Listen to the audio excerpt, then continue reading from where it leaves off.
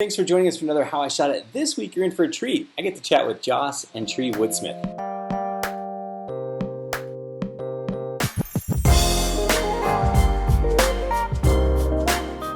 Jos and Tree, how are you guys doing?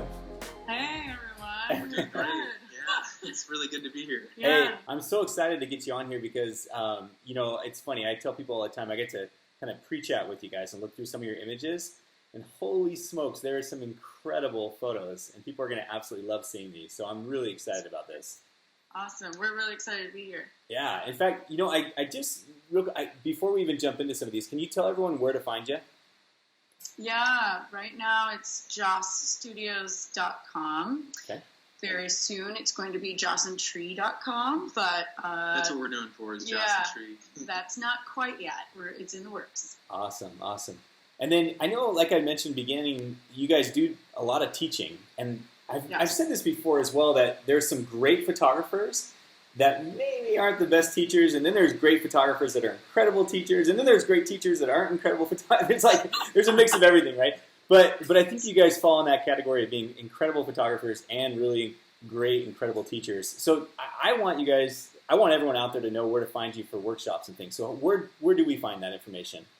On the website, if you go to education, Okay. there'll be information there, and we usually post also if we're speaking at any conferences or seminars. We do have an upcoming workshop in Todos Santos, Mexico at the end of October. There's a few spots left, so come play with us. It's a really good community, collaborative environment for everyone to ask really vulnerable questions and to really push the edge of not only technology, but all of the challenges that we run up against as being photographers, from business to shooting and everything in between. Yeah, so. And lots of fun. That's awesome. In the sun. Yeah. That's awesome. So I know you guys have been with MagMod for a long time. As far, I think you guys were some of the first customers, in fact. So we certainly appreciate that. But tell me, we were looking through some of these images, and you had mentioned there's one photo here that this was kind of even a pre-MagMod day. Can we share this photo with everybody and maybe describe how you created it, but also kind of what it was like, prior to using MagMod, I guess? Absolutely. This shot particularly was, we were inside of this place called the Silcox Hut at the top of Mount Hood, and we just shot it to death, and we're just like, we just want to do something different, So we went outside of this really heavy door. It's like a Game of Thrones door you walk through, and all the wind and the snow is freezing. Flying at you, and it's like 10 degrees, and immediately your hands and these things start to freeze, and we're running out there in the snow, and we climb all the way up the snow in our chest, and we're looking through this window in on this couple, and as we're looking through, the bright snow and everything is really intense to see through. You can't even quite see through the window, and we suddenly start going, okay, got to dial down to the ambient light, right? Uh-huh. And so we start focusing, and we're looking through a plastic bag on the outside of our camera, looking through the viewfinder, feeling the wind, looking through the icicle on the window, and then trying to focus in on the couple. So we shot probably like 50 photos of this one moment. Wow. The cool thing is that back to our philosophy is that we're always trying to invite an experience for our couples.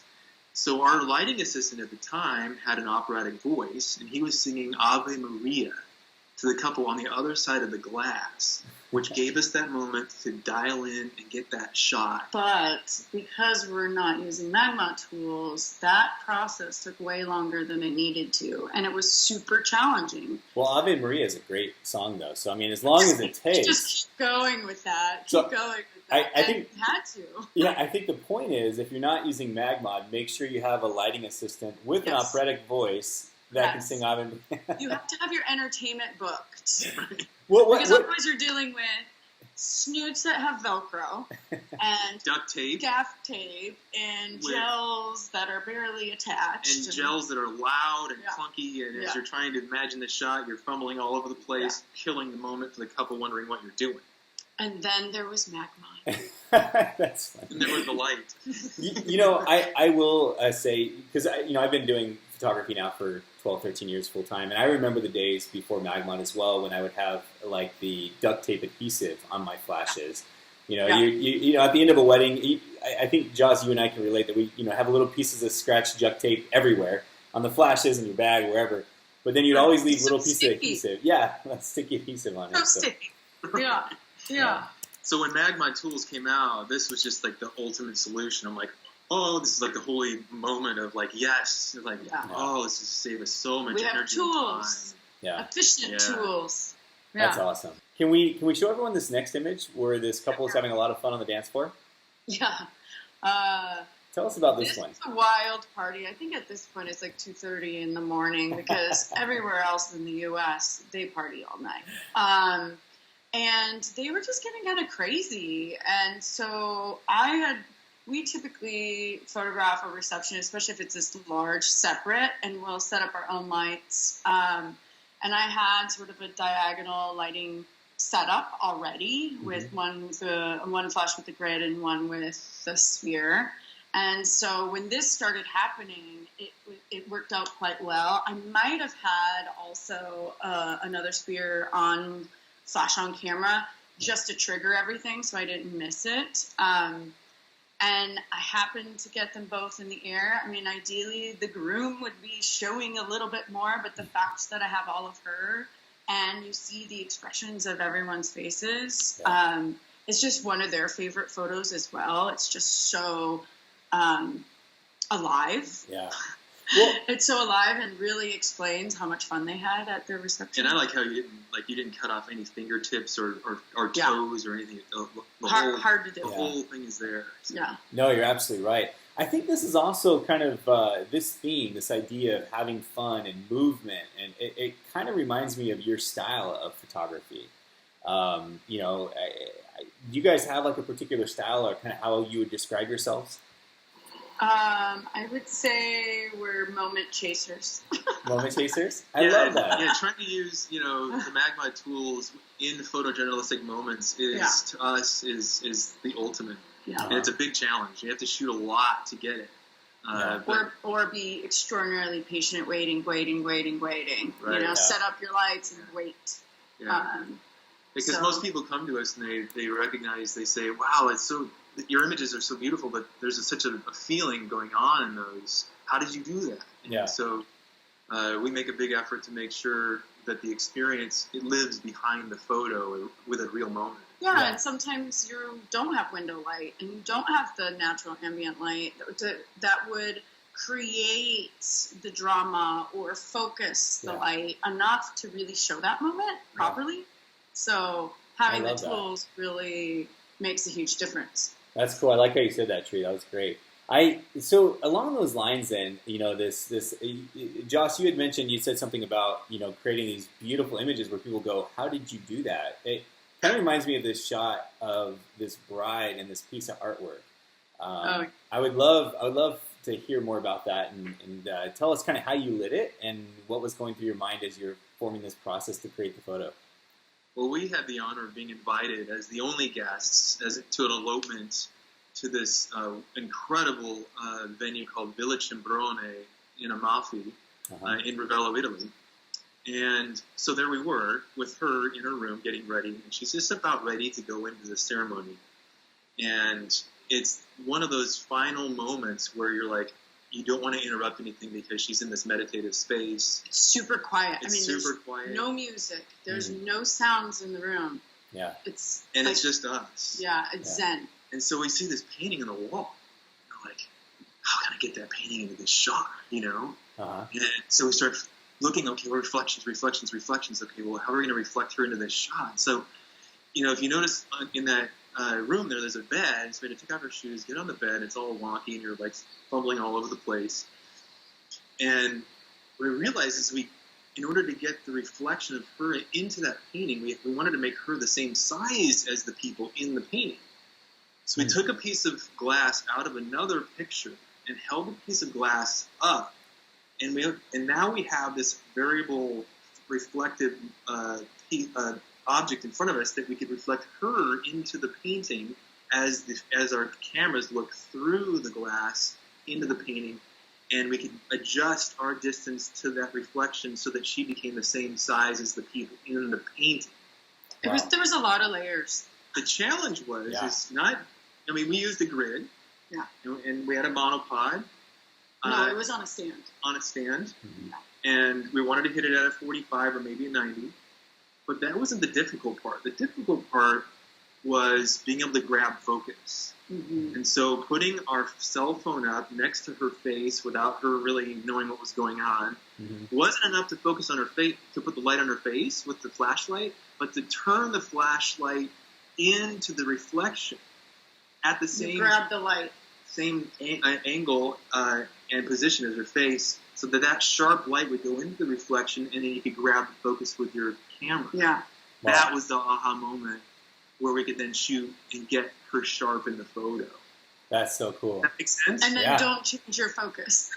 No, that's really cool. That's really cool. I need to join you guys in Baja California so I can hear more about these crazy techniques. No, that's awesome, you guys. I love it. There's a succession of photos here, and I think it kind of shows as you were kind of tweaking it, you know, and just even just other ways of being able to position her, but phenomenal. And Tree, is this you putting on the veil as well? Well, like Joss said, we're the only ones there. She Uh-huh. had a hair and makeup person come, but he left. So it's really just Joss and I and the couple. Yeah. And so in this moment, you know, Joss and I work this shot, and then we realize she wants to put her veil on. So I have to get down and come over and put her veil on. So I make a cameo.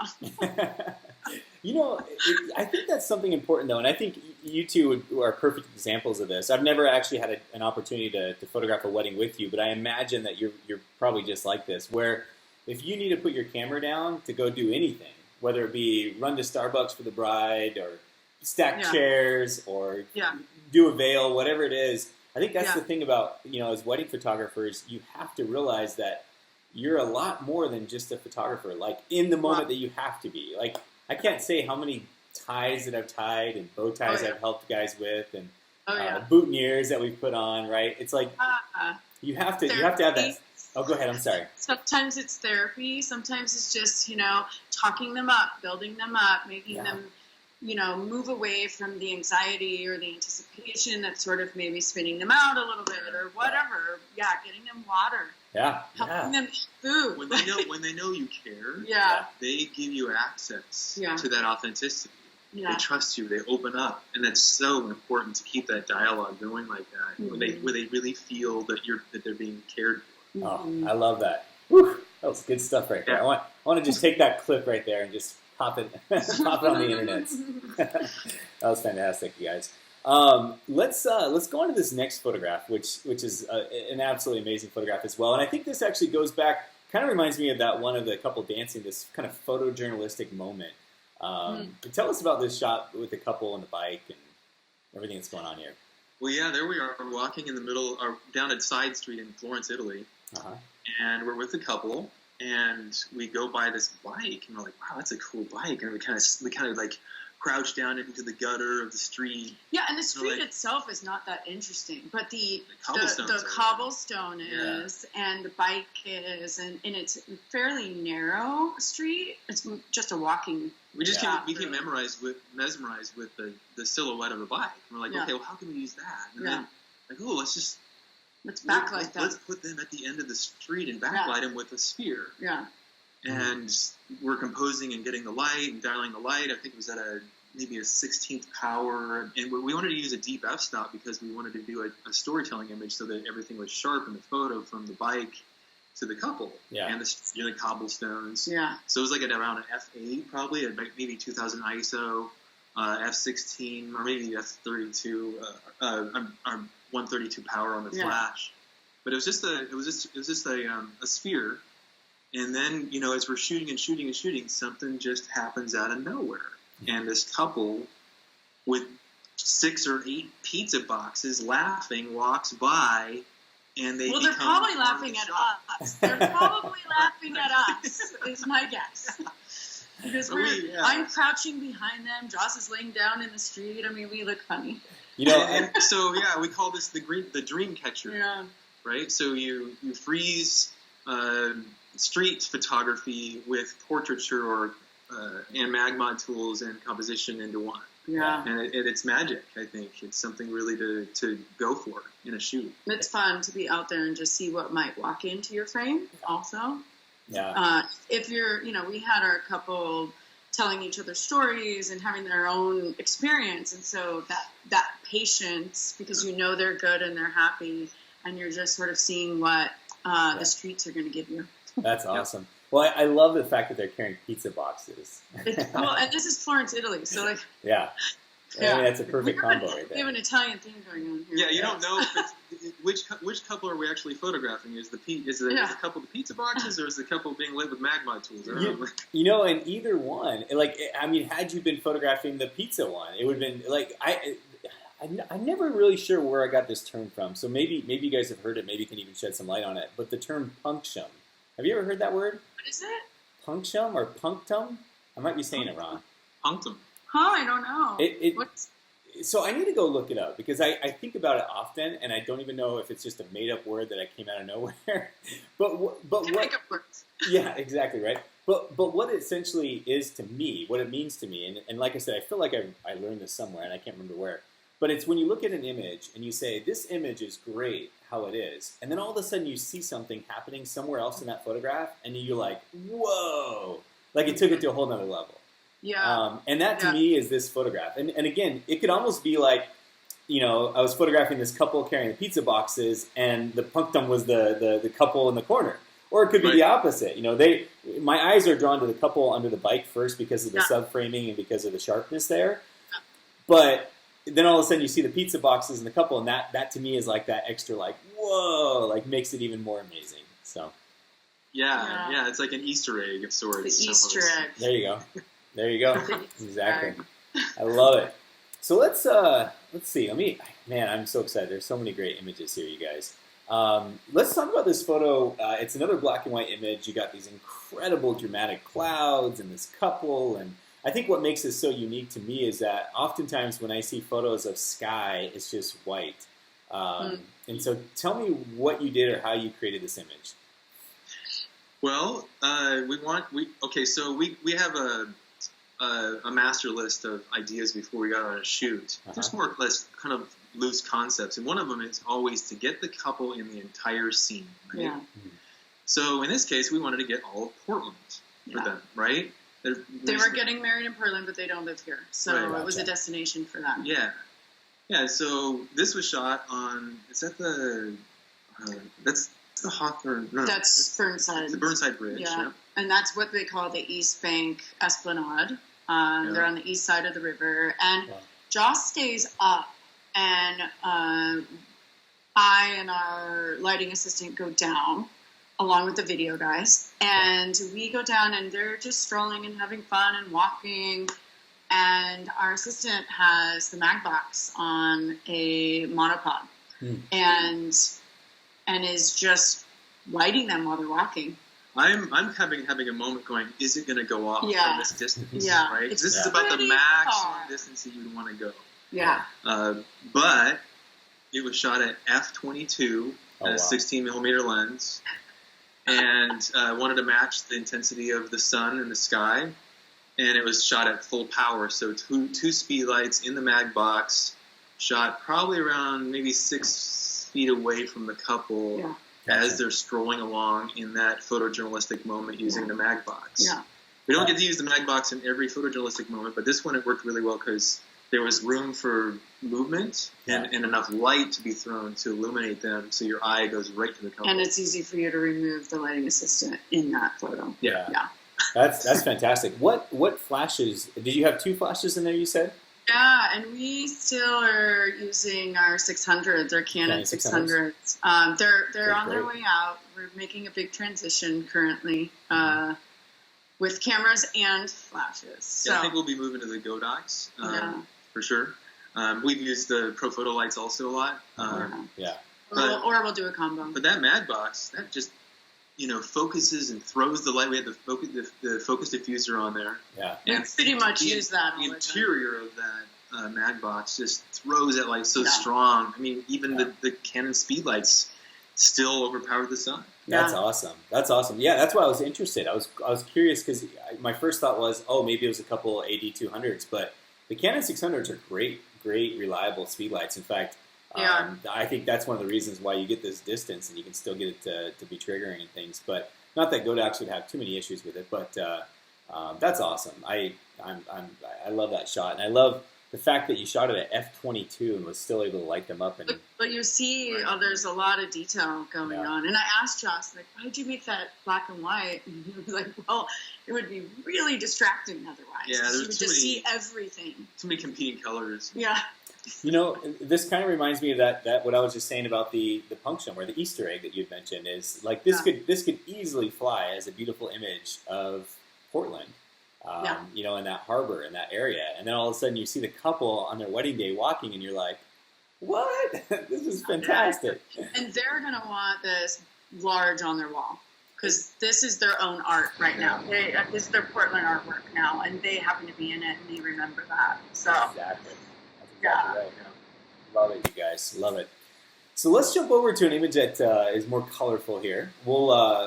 Let's talk about this one with gels, and you guys had mentioned in the beginning that you love using gels as well. Is that right? Yes, we do. Yeah. So tell us about this photo. It looks like it's a couple maybe in a cave or something crazy. I'm not sure. Central Oregon. This is actually a photographer couple in Bend, Oregon, and they were having a 10-year wedding anniversary, and she surprised him and hired us to come and be there to photograph them renewing their vows together.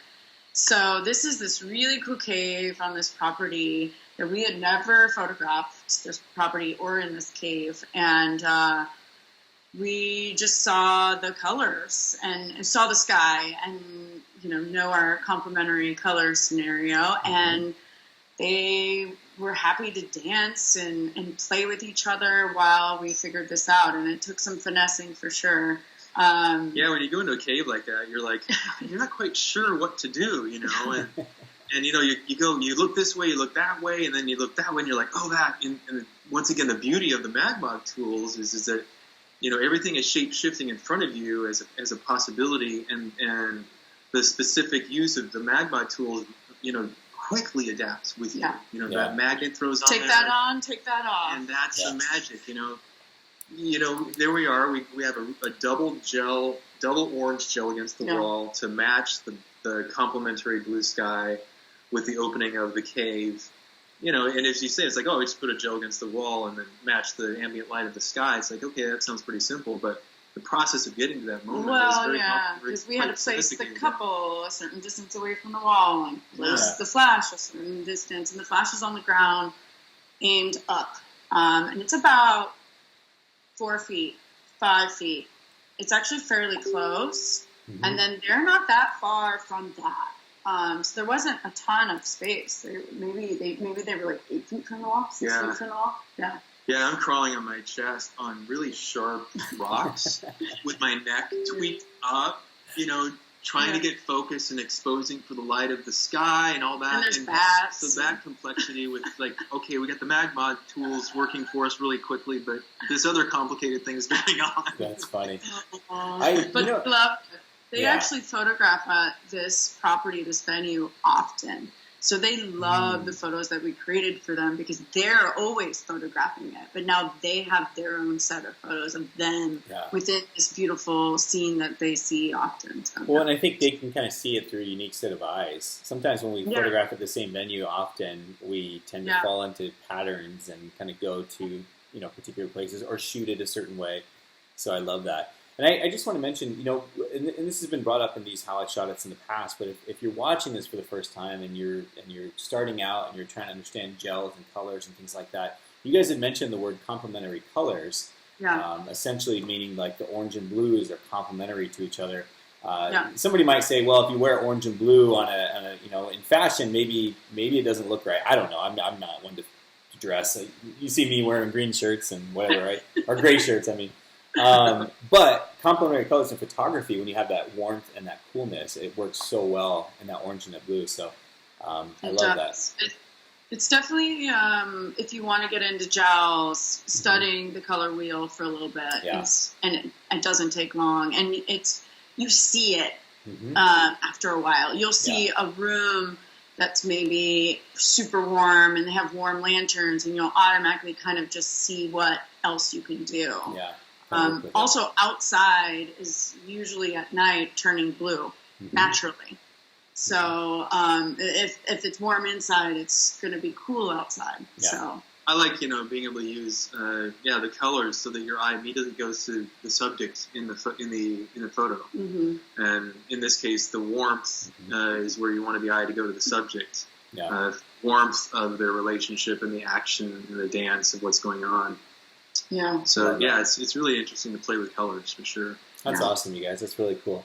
So I know you guys have so many great photographs, and this show could probably be a couple hours long, and it'd still keep everyone entertained. We have this big folder. There's one that I certainly would, and you guys might have a few favorites in here that we can chat about.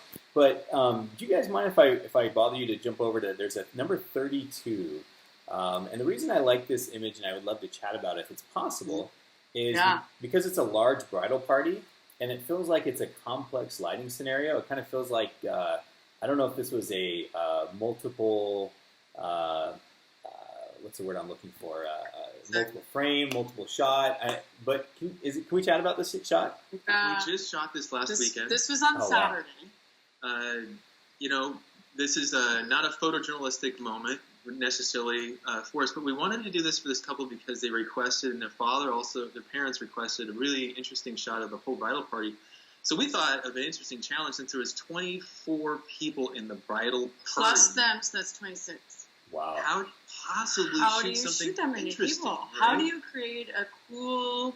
Because we did the pretty ones in front of the mandap. It was an Indian wedding. So we did the pretty ones right after the ceremony. But we just needed to get something that was different. Yeah. And managing that many people is there's no way we couldn't create a plan prior.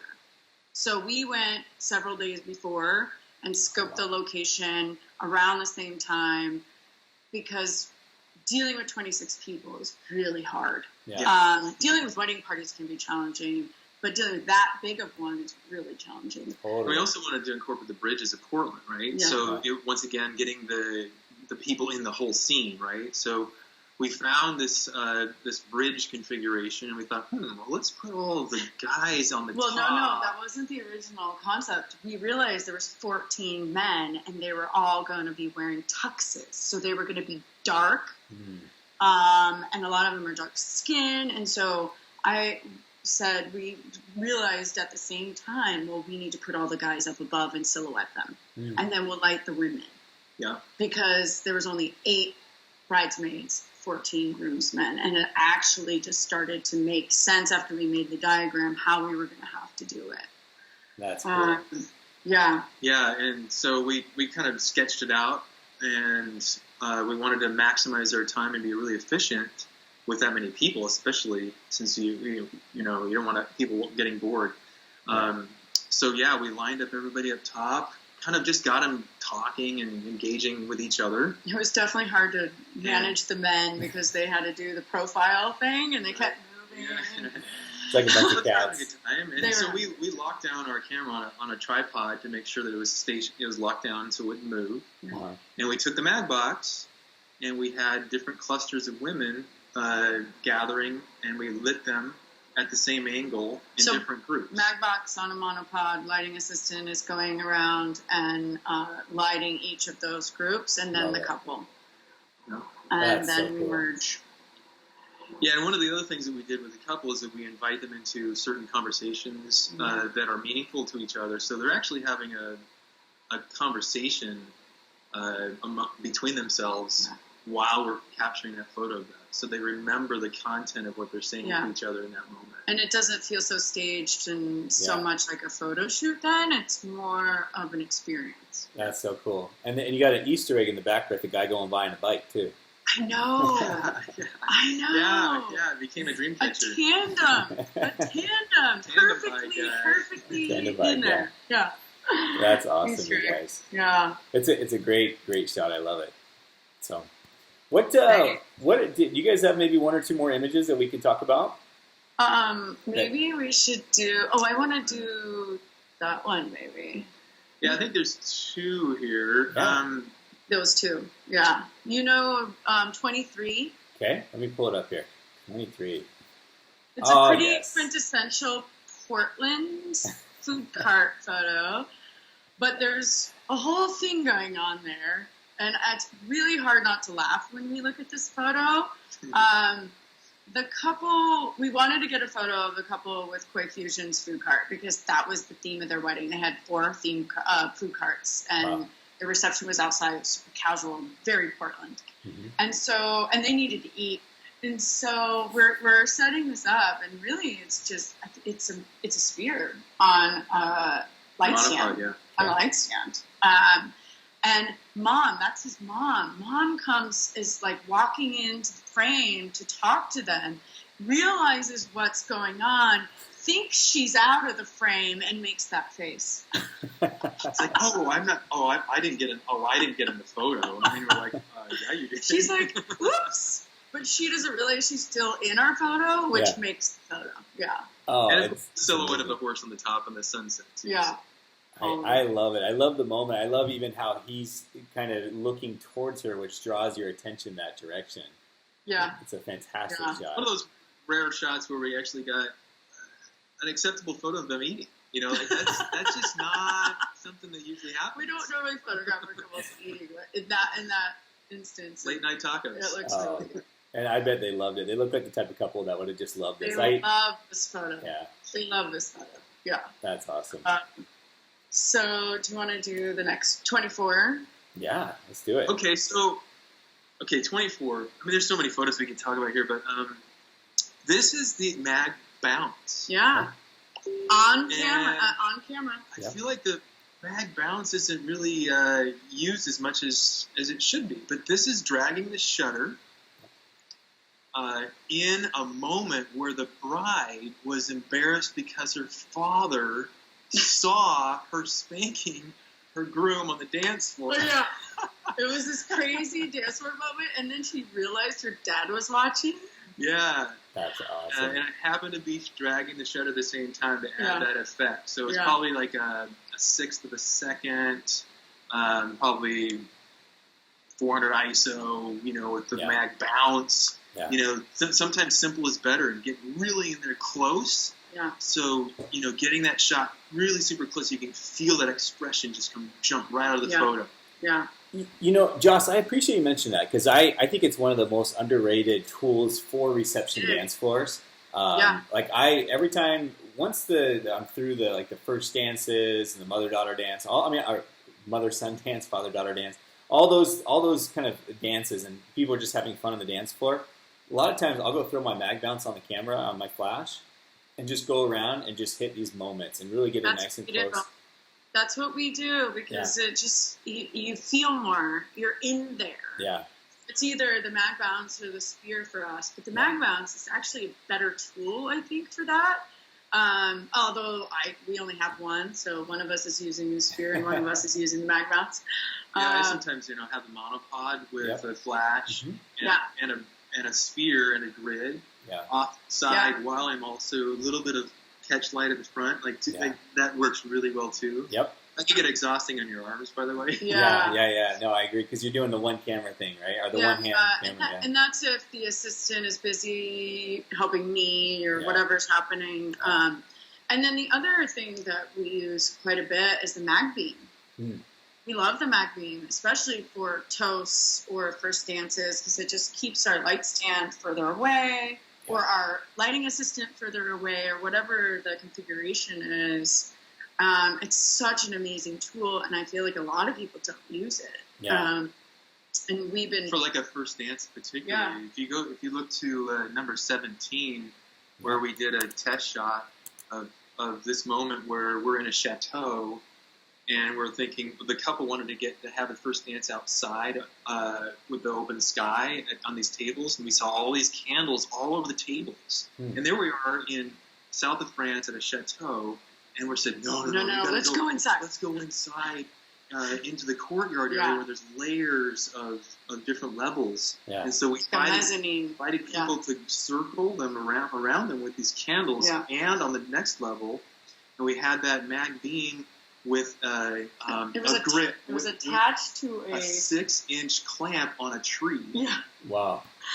Right in the center. Yeah. And we knew the tree was, we did a little test shot before they came in. Yeah. And when they went into that, the acoustics of that environment was so stunning. it was such an emotional moment for them. And the MagGrid was getting all perfect those for that. candles into the shot and combining the candlelight with the MagMod tool to get them lit up to make jump out of photos. So, and they love this photo, and that's a scenario for us where we love being photojournalists at a lot of moments, but if they trust us and we are part of the wedding on any level, we will give our opinions about how we think things could be better for them. And sometimes they take the advice and sometimes they don't. But in this instance, there was just no way we were going to be able to really photograph their first dance in a meaningful and beautiful way outside with no lights. Yeah. We just wanted you to use the architecture, really. No, it's absolutely beautiful.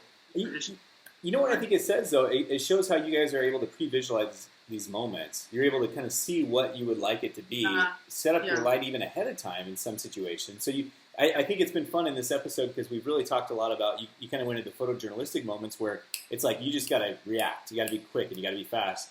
But then you've also showed some photos where you can actually pre-visualize it and have that idea like, okay, what do we want to create? And then if the couple will let us, let's see if we can bring them in and actually create it. Or we're setting up and it's still going to be photojournalistic because we just happen to have set up our lighting and we know where they're going to be ish. And we can, move our lighting a little bit if we need to. But just having those few minutes to go and set up our lights prior mean that we're going to get way more interesting photos than we would if we didn't have that or didn't get to pre-visualize. That's so true. Yeah. Being able to plan for that moment to happen and be ready for it. So key. You guys are awesome. Hey, let's tell everyone again where they can find you guys. I know you said right now it's josstudios.com? josstudios.com, and it's also Jos Studios for Instagram and Jos Studios for Facebook. So it's all pretty easy. And josstudios.com is the current website, but very, very soon it will be josandtree.com. Nice. And that is what our rebrand will be. But everything's at our current site right now. Cool. Information about the workshop and our latest work and any way to get a hold of us. So. That's awesome. Well, I hope people go check that out and go check out that education tab you said on your website. That's where they can find information about the workshops and things. Yes. I'm going to have to look at my schedule and see if I can join you guys at the... In fact, you were saying that the place where you're doing the workshop at is where they wrote the original Hotel California song, right? The town, Todos Santos, is where the Eagles wrote Hotel California, and Hotel California is still there. That's awesome. It's like a 5-minute walk from where we're staying. Yeah. And we have La Bohemia. La Bohemia is the place that we are staying at, and it's a little boutique inn, and we're taking over the whole place. That's so cool. Well, I speak Spanish, so I could just come as your translator. Perfect. I love it. Hey. My Spanish is super simple and very basic, and I know like 5 verbs. You should have just said super bien. It's called super bien. Hey, Jos Tree, I really appreciate you guys. Thank you so much for joining me on this episode of How I Shot It. Trevor. Yeah. It's been a pleasure. Yeah. You guys so rock much. And if you guys are watching this for the first time, be sure to join us every week. You can hit the subscribe button, the little bell notification, and we bring amazing photographers like Jos Tree on, so be sure to join us. Thank you again, guys. Thanks, Thank you, Trevor. Bye.